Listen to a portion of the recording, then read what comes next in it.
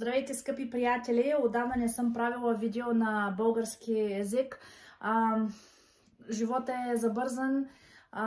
От 10 години живея в Америка и напоследък, последните 2 години някъде, много така се заребих на тема козметика, декоративна и отчасти бяла козметика също. Има неща, има продукти, които обичам и които купувам.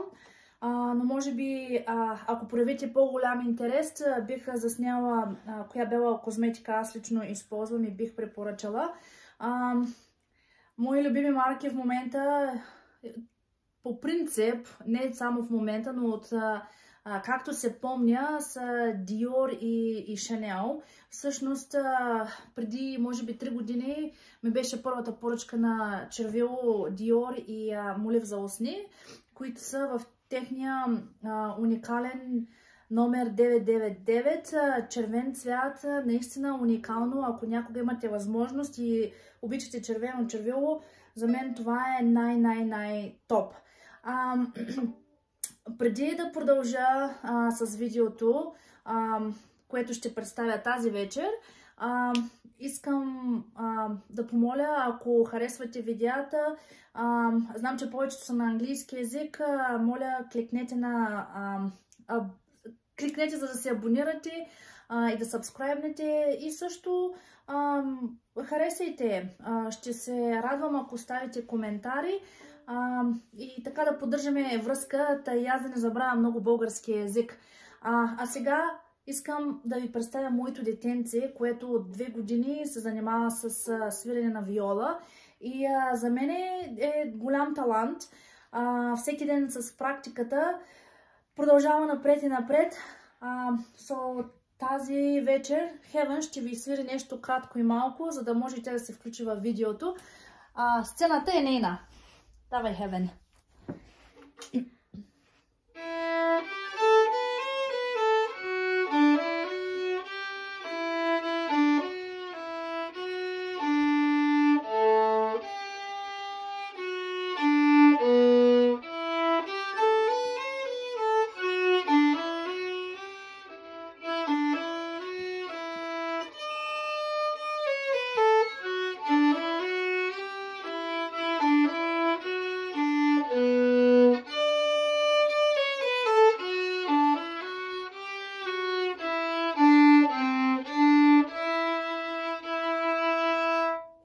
Браво, Heaven! Кое беше това изпълнение? Как се казва музиката? What a Child is by Lindsay Sterling Greenleaves. Браво, браво, браво, браво! Успехи! Това беше бързото представяне на моето 10-годишно детенце. Скоро, след 5 месеца, ще бъде на 11. Ма така е живота. Ние стареем, пък те растат. И когато аз бях малка, се чудех, живота е толкова дълъг и всичко толкова бавно тече, а всъщност е така, за миг и си на почти 40.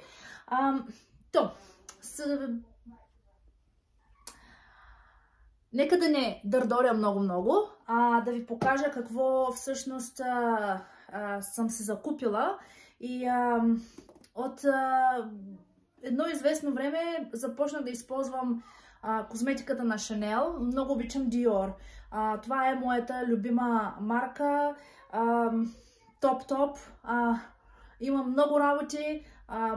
Може би каквото съседите, може би го имам като козметика. Не всички парфюми ги имам налични, но гледам като цяло от декоративната козметика да имам поне по едно нещо от всичко. Тази вечер получих това кашонче и в него имаше основа за грим, която е от новата зимна колекция на Chanel 2024 година. Води се тяхното Healthy Winter Glow или здравословно зимно очарование. Може би по този начин се превежда на български. Извинете ме за неправилното превеждане или за лошия български език.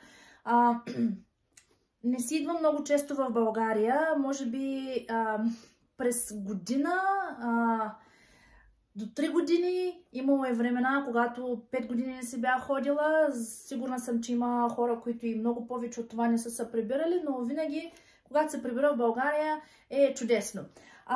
Тази вечер ще ви покажа това, тази основичка, която си получих.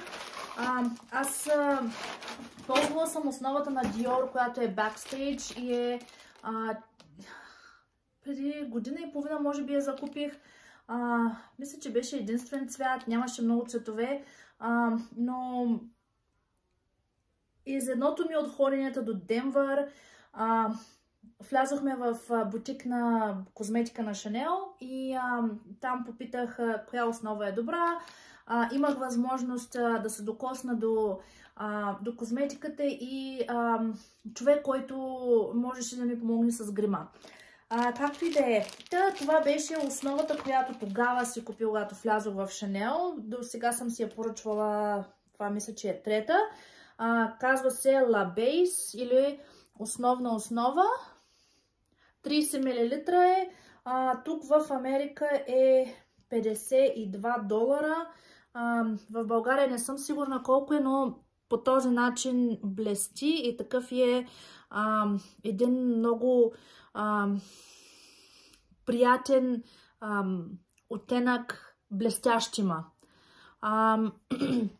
Харесвам да използвам понякога само основата, молив за очи, спирала и малко руш и хайде, защото имам дни, в които 30 минути и трябва да съм на работа.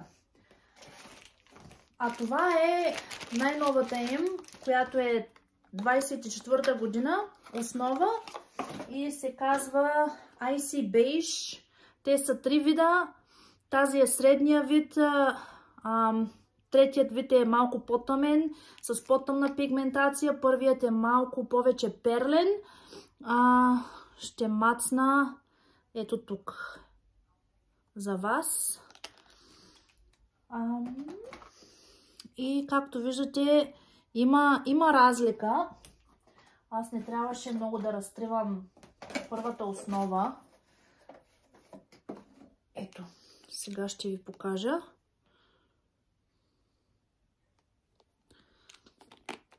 От малко няма да боли. Това е старата основа, която постоянно си я има. La Base. Тази е Icy Beige, която има малко повече пигментация в нея. Като цяло мисля, че и двете са горе-долу еднакви. В тази има малко по-бронзов оттенък, но и двете са супер невероятни. Ако харесвате видеото ми, ако искате да правя повече видеа на български език с козметики на Chanel и Dior, споделете долу в коментарите. Споделете ми и вашия опит. Ползвали ли сте нещо на Chanel? Кое ви е любимото? Моят любим парфюм на Chanel е Gabrielle. Също така много обичам Gardenia. Невероятен парфюм. Много така един невероятен пролетен, летен, чуден парфюм е. В едно от следващите ми видеа, което ще е със сигурност на английски, ще го има. Ще бъде половината ми лице, ще бъде с La Base и другата половина ще бъде with Ice Beige. Много ще се радвам, ако ме последвате, ако го харесате. Надявам се да бъда малко по-активна, защото през последната година нямам така, особено лятото, предпочитаме да сме навънка с детето, работа напред-назад и докато се осъзная, станало 9:30-10, време за лягане. Това нещо, който живее тук в Америка, пристигна от Nordstrom. Когато поръчах този праймер, тази основа, аз всъщност работех с продавач, който работи в Денвър, в денвърския Nordstrom, и през нея успях да си поръчам новият руш, който е ето тук. всичко е извадено, но аз обратно си пакетирах кутийката, защото е невероятна. Това е, мисля, че тук пише номер 10, Les Beige Poudre Belmine Natural Healthy Glow Sheer Powder. This one is in color mauve. No, I think I got the wrong stuff. I did not got, no, this one is just a, this is just the regular powder, which I'll show you guys really quick. That one is in number 10, Les Beige, компактна пудра за лице. Също обичам да я ползвам, но когато съм навън, но когато си направя основния грим и всичко е готово, обичам да използвам loose powder, която е на Dior. Нека да намерим къде сложих, къде, мисля, че е тук. Ето я, намерих я. Това е ружа, който поръчах от Chanel 2024 Healthy Winter Glow. Тяхната зимна, здравословна... забрави. Не мога в момента, не мога да се сетя за думите. Извинете ме много. Надявам се това да не бъде голяма пречка или голям проблем, но просто не искам да отнемам много от времето. Ще се опитам да сложа думичките в самото видео. Но това е ружът, който поръчах.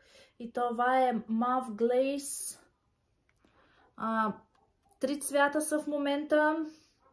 Това е най-тъмният цвят, който имат. Всъщност на снимките изглежда да е по-тъмен, много по-червеникъв, но всъщност не е. В момента съм с него. Използвам го. Много ми харесва, защото е хем го има, хем го няма. Нещо като малко като сатен минава. Има също такива частици, които са блестящи, но не са натрапчеви.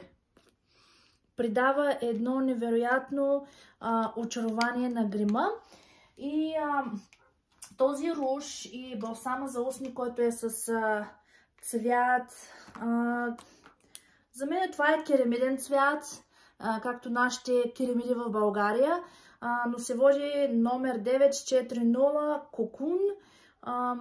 В момента съм с него. Обичам, когато слагам червило, гланцове за устни, винаги да имам някакъв молив за устни. Също и в случая този молив за устни е на Dior и е 824 Saint Germain.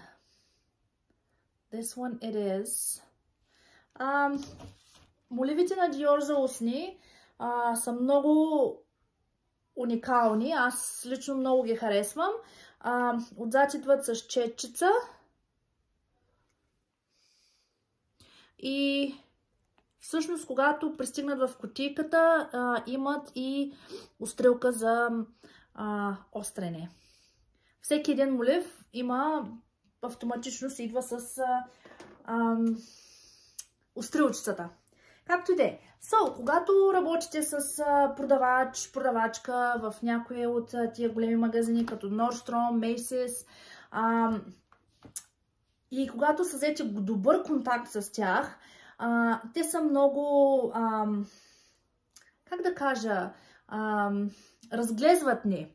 Защото когато поръчах балсама за устни, поръчах си ружа, през нея също поръчах тази основа. Всички тези неща бяха изпратени по почтата в тази очарователна хартиена турбичка на Chanel. Аз много обичам такива нещица. Нямам Chanel чанти, нямам Chanel портфейли.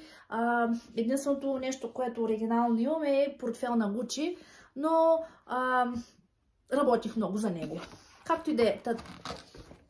Това чудо беше опаковано в това чудо и с тая невероятна златиста пандела.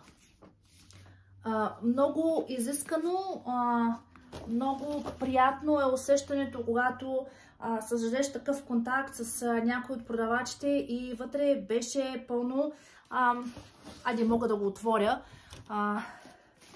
Вътре имаше много мостри. Ружа и балсама за устни ги няма вътре, само кутийките са, но всички други мострички мисля, че ги оставих, освен ако детето ми не е минало през тях, ама едва ли, защото изглеждаше панделата непокътната. Така както аз я оставих, така си беше. Идва в такава обикновена, не обикновена, но това е обикновената кутия на Шанел, когато поръчате нещо от Шанел през техния уебсайт, пристига обикновено в такава кутия. Когато е нещо мъничко, обикновено пристига в едно малко чанте на Шанел, което е нещо такова. Мини, но е много симпатично. И моята продавачка е опаковала по този начин. Аз се опитах да запазя най-автентично да бъдат нещата, но съответно не мога много така добре да се справя, но както и да е. Ето тук бяха всички сладки изненади. Като когато поръчате ружът, идва ми да кажа блъш, когато поръчах ружът и балсама, те дойдоха в тази козметична чантичка на La Beige, която е точно като цвета на ружа на пудрата. Едно малко човече, едно голямо човече. И вътре, съответно, тя ми е напълнила цялата чантичка с малки миниатюрни нещица, кремове за лице, спирала, мострена спирала, която е супер невероятна. Номер 10 Nowhere маскара. Не знам дали сте я виждали, но тя е с като химикалка отгоре или молив, автоматична е, натиска се като копче и тя изкача. Ще се опитам да я покажа с времето. Мисля, че имам в някои от видеята ми. За съжаление, не съм толкова разраснал ютубър и все още се мъча да науча кое как да направя, кое как да сложа линкове. Затова извинете ме, но ако имате някакви въпроси и запитвания, моля ви, оставете ми коментар, много ще се радвам. Така както и да е, тампонче за пудра, което падна в момента, няма да се навеждам, няколко парфюма, които са малките мостри на няколко от новите тоалетни води, които имат. И крем за очи, крем за лице, който е дневен и нощен. Всъщност е тук.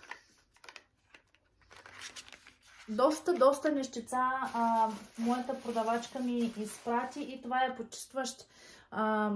почистваща вода за измиване на очен, грим и устни.